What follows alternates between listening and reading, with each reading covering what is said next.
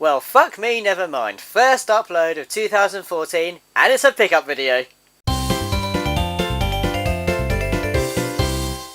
Alright, it's been, I think it's been a little while actually since I last did a pickup video. I'm not 100% sure, it probably hasn't been, but I've acquired quite a haul this time, so how many items have we got? 1, 2, 3, 4, 5, 6, 7, 8, 9, 10, 11, 12, 13, 14, 15, 16 items. This is going to be awesome. Right, let's start off. I was in our local Morrison's the other day because they're having like a sort of like massive New Year clear out sale, and I saw these 3 items. They were £3 each, and I thought to myself, it would be wrong not to buy them. Wrong on so many levels. So the first one is Nintendogs! Woohoo! I've got to be honest with you guys, I'm not really been that interested in the whole Nintendog series. I mean, well, I pretty much overlooked the original Nintendog series, but I played a demo of the French Bulldog edition. I gotta admit, it was a laugh if nothing else, and I bought this version specifically. It was the only version there, but I thought to myself, if I was going to get a version of Nintendogs, it would be the French Bulldog version, because I quite like French Bulldogs, you know, with their googly eyes and their sticky up ears and what have you. Plus, a friend of mine's got a French Bulldog as well, but that dog here is very mistrustful, I think it is. Yeah, that's the word. Yeah, and just barks at anybody who's a stranger, including me. She wouldn't stop barking at me. So yeah, that's Nintendogs. In fact, actually, that's got an original sticker behind it. Let's have a look, see how much it was. Ooh, this is going to be interesting. It's £3, and it was. Oop, the original sticker's coming off. It was £29.99. Wowzers! Oh, that was pretty good. Right, next up, a game that I've actually been putting off getting for so long because for no good reason whatsoever, and that is Cabby's Epic Yarn. And of course, £3. All of these items were £3 I got from Morrison's. I've been meaning to pick up this game for so long because I've seen it in action and it looks really fun to play, and I'm now interested in seeing how much this used to be, because you know what Nintendo's retail prices are like. They somehow managed to stay up. I think the original sticker's coming off that as well. Oh no, here we go. This was, oh wowzers, this was £32.99. Cool, blimey, what a saving.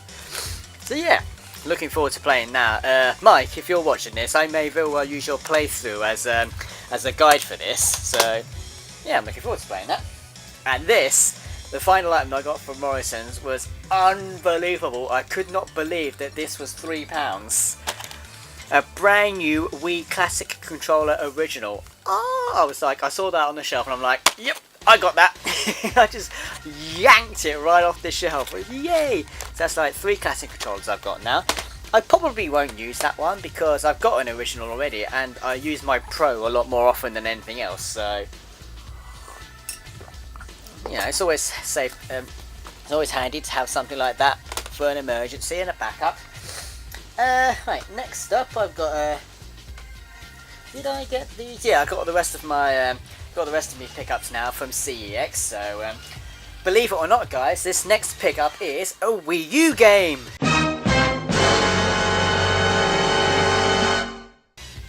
I know, shocking, right?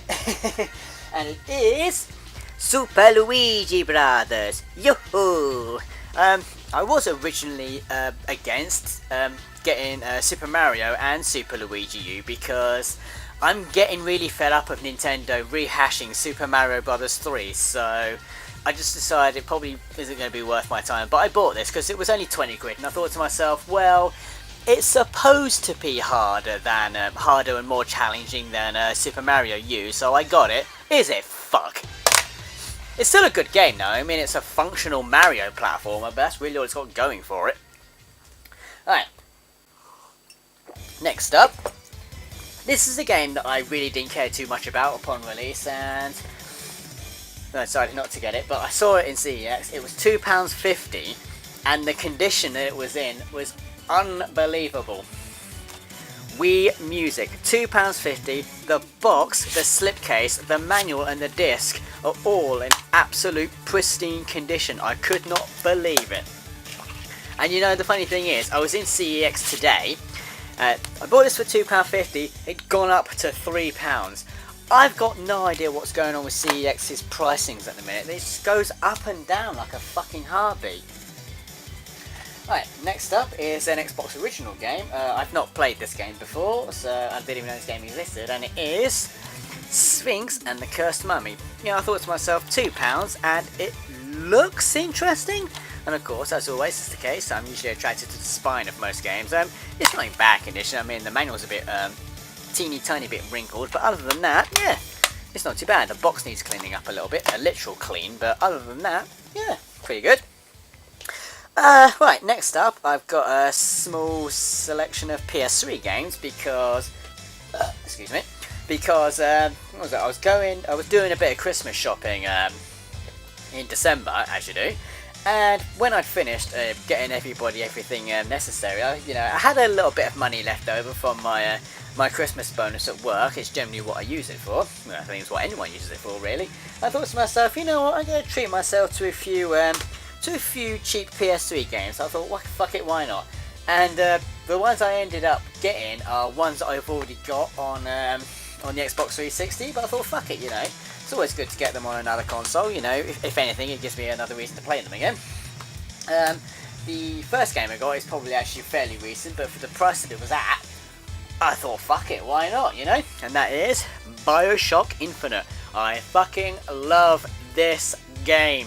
This game is so fucking good. Bit confusing towards the end when you play it first time, but when you give it another couple of plays, you know, everything ties together eventually. And I recently played, what was it? Oh, fuck it, what was it? It was Burial at Sea. Oh, short, very short, but I liked it. So, yeah, I'm looking forward to playing that again, and Clash in the Clouds as well. Regardless of what a lot of people may think of Clash of the Clouds, I actually think it's pretty good.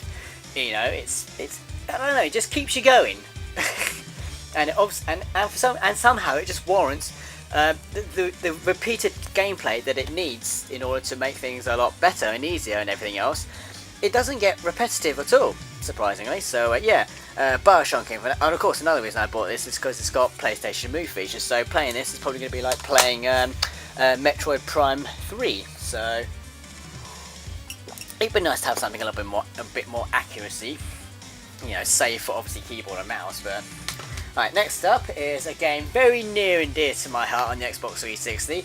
In fact, if you saw my my 360 collection video, you'll know how much I love the game, because I went on about it for about 10 minutes or so, and that is Grand Theft Auto 4, not 5, 4. I really love this game. I cannot stress enough how much I like this game.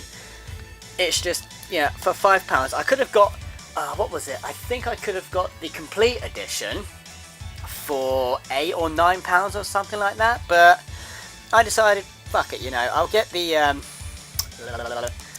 standard edition, and then I'll download the add-on packs, because I'm not 100% sure how many discs. I don't know if it comes on 2 discs or 1, but I just wanted to play it safe because I like having the additional stations within the same game, the additional songs and what have you, and a couple of extra Integrity 2.0 episodes as well.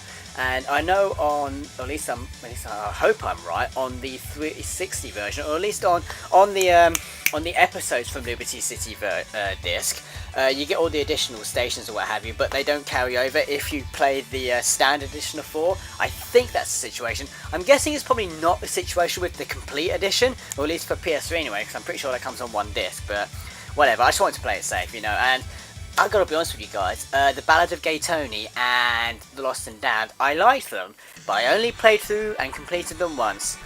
Grand Theft Auto 4 Standard Edition, I played through and completed that 4 times. I fucking love it. Anyway, moving on. See, I could have gone off, I was going on about Grand Theft Auto 4 again. I could go on about that for fucking ages. Right, next up is a game that I fucking love, and it's a massive kick in the face to Call of Duty, which is another thing I love as well. Bulletstorm. It was only £2, and this game is fucking amazing. The amount of ways that you can kill people in it is just awesome. Yeah, it's just unbelievable. I remember playing the demo of that, and it was fantastic. It was just like, oh, this is what FPSs need. You know, something a bit more meaty, a bit more variety to it. Yes, and that's what Bulletstorm's all about. And next up, a game that I play a hell of a lot on 360, Super Street Fighter 4. What was it? I thought about getting arcade edition, but I just can't find it anywhere. At least not a physical copy anyway. I could have downloaded it from PSN at the minute for, I think it was it was on offer at £5 or something like that. But I didn't understand why the add-on for Super Street Fighter 4 was still £11. They could have knocked that down as well. Yeah, the only reason why I didn't download the standalone arcade edition is because, well, I want a physical copy, you know? I'm traditionalist like that. I like having physical copies of stuff, so I suppose at some point I'll probably get a physical copy of arcade edition, but probably not anytime soon, what with Ultra Street Fighter 4 coming out at some point this year. Right, finally, I got myself a small stack of PSP movies. It's been a while since we had some of these, so yeah, let's just get these in a suitable order before I do them. There we go. Right, there we go. Right, first up, who's on Skype? Oh, Valley Shiny Amigo. Completely distracted there. The world is not enough. Yeah, I'm not Shirley Manson. Yeah, this is actually the only Pierce Brosnan Bond film that I've seen, and I like it. You know, I saw this at the cinema. That's the only time I've actually seen it, and I enjoyed it. You know, it was actually from this film that I discovered how hard the Millennium Dome actually is. I thought it was just like really tough fabric covering the top, but no, it's actually really hard material. Bang! Next up, I've not seen this film for fucking years and years. Ghost in the Shell. It's been a long time since I last saw this film, and it was only 80p. So I thought to myself, fuck it, bought. Simple as that. Right, next up, this feels empty. Oh no, that's alright, the disc is in there. Fuck it, I thought they would have given me an empty case. I would have been like, you fucking bastards. Anyway, next up, yeah, another film I've only seen once, and I thought it was fucking brilliant. Fight Club. Again, only 80p. I really like the way it is. It's just like, it's so fucked up, but it's so interesting to watch. It was like, I was just glued to the screen. I was like, oh my god, this film's so good. And that was it. Right, another couple of, we've got 3 more films left to do, but it's a trilogy, so I might as well show you all 3 of them at once. Spider-Man, Spider-Man, does whatever a spider can. Can he play a PSP? Course he can, cause he's the Spider-Man. No? Okay. Yeah, altogether, the Spider-Man trilogy only cost me 10 quid, so I thought that was pretty neat, you know. And I've seen all 3 films. I like Spider-Man. Spider-Man 2 was alright. Spider-Man 3 would have been good if it wasn't for the fact that they used the, not the wholly original version of oh fuck. Oh, I forgot who was Venom at the time. Eddie Brock Jr. Yeah, they used Eddie Brock Jr. for Venom rather than Eddie Brock himself, you know. Venom is supposed to be a huge mammoth beast of a man, you know, to Olympic-sized standards, and Venom in this is just like, he's the same size as Spider-Man. Like, what the fuck's going on with that? That's not who Venom is. So I was a little bit disappointed with Spider-Man 3. I was a little bit disappointed with their portrayal of Venom, because Venom is my favourite character, so on the whole, yeah, I suppose not a bad haul. Well, not a bad film, that's what I was meant to say, but it could have been a lot better. You know, you could have had better Venom in it. Anyway, yeah, guys, that's my pickups. 14 minutes, unbelievable. Right, so yeah, until next time, take care of yourselves, and thanks for watching.